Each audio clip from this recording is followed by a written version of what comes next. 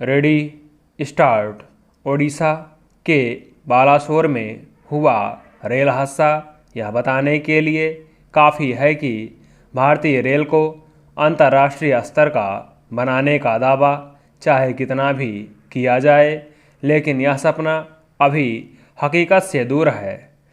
एक साथ 3 रेलगाड़ियों का आपस में टकराना इस बात की पुष्टि है कि या तो रेलगाड़ियों के परिचालन के प्रबंधन में घनघोर लापरवाही बरती गई या फिर रखरखाव और सुरक्षा के इंतजामों में व्यापक खामी है। खबरों के मुताबिक शनिवार शाम को यशवंतपुर से हावड़ा जा रही दुरंतो एक्सप्रेस के कुछ डिब्बे पटरी से उतर गए और विपरीत दिशा से आ रहे कोरोमंडल एक्सप्रेस से टकरा गए। इसके बाद दूसरी रेलगाड़ी की कई बोगियां भी पटरी से उतर गईं और वहीं खड़ी मालगाड़ी से टकरा गई। इस तरह एक साथ 3 रेलगाड़ियों की टक्कर हो गई और सिर्फ इतने से ही हादसे की भयावहता का अंदाज़ा लगाया जा सकता है। इस दुर्घटना में 275 लोगों की जान चली गई और 1175 लोग घायल हो गए। सवाल है कि जिस दौर में समूची रेल व्यवस्था को आधुनिकतम स्वरूप देने की बात की जा रही हो, उसके बारे में इस घटना के बाद क्या राय बनेगी। इस हादसे के बाद स्वाभाविक ही इस बात पर भी चर्चा हो रही है कि चलती ट्रेन को सामने से आ रही किसी ट्रेन से टकराने से रोकने के लिए जिस कवच नाम की व्यवस्था के इस्तेमाल की बात हो रही थी, क्या उसका दायरा और उसकी उपयोगिता अभी सीमित है।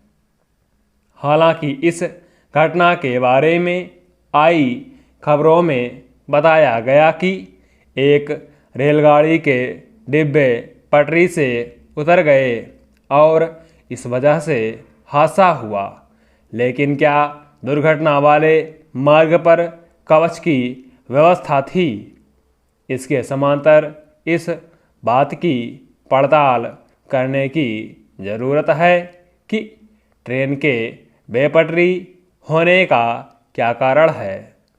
क्या पटरियों में पहले से कोई खामी थी, उससे कोई छेड़छाड़ की गई थी, या फिर ट्रेन के परिचालन में कोई ऐसी चूक या लापरवाही हुई जिसकी वजह से डिब्बे पटरी से उतरे।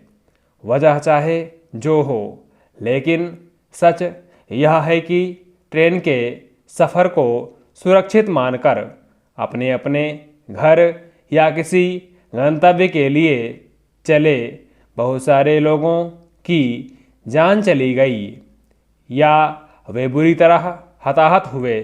सवाल है कि क्या इस चूक के लिए किसी की जिम्मेदारी तय की जाएगी।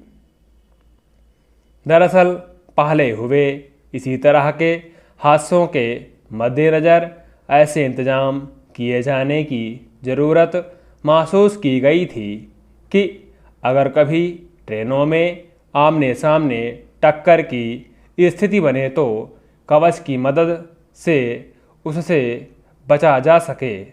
कवच का पूर्व परीक्षण भी हो चुका है, लेकिन अगर ताज़ा रेल दुर्घटना के बारे में शुरुआती कारणों को ध्यान में रखें तो ऐसा लगता है कि बचाव के इंतजामों पर नए सिरे से विचार करने की ज़रूरत है। हाल के दिनों में रेल यात्रा को लेकर बेहतर करने के क्रम में इस बात पर भी ज़्यादा जोर दिया जा रहा है कि रेलगाड़ियों की रफ्तार और ज़्यादा बढ़ाई जाए।